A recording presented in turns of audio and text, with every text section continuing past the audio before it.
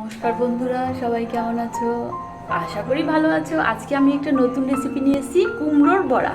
তো ট্রাই করে দেখতে পারো সবাই কেমন হলো। তো প্রথমে কি কি নিয়েছি সেটা দেখো। পাকা কলা, চালের গুঁড়ো, চিনি, কুমড়ো সিদ্ধ আর হচ্ছে নারকেল পাকানো।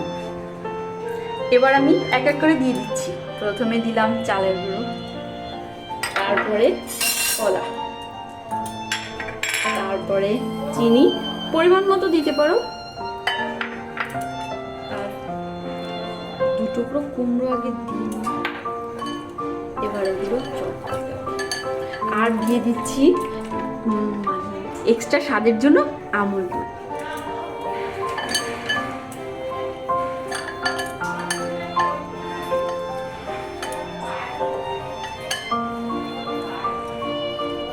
দিলাম নারকেল,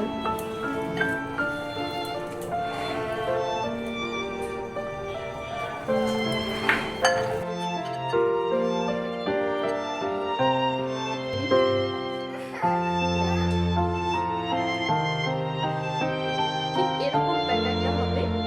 বেশি ঘন হবে না আর বেশি বেশি নরম হবে না, ঠিক এরকম।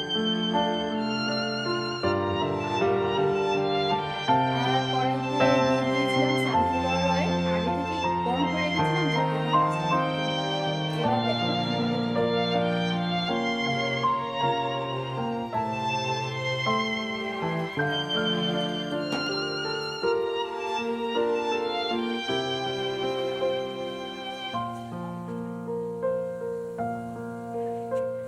এবার দেখি হালকা বাদামি রং হলে পিঠাটা উল্টে দিতে হবে।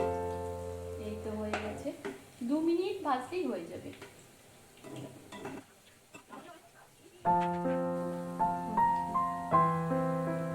বাদামি রং হয়েছে, এবার পিঠাটা তুলে দিচ্ছি।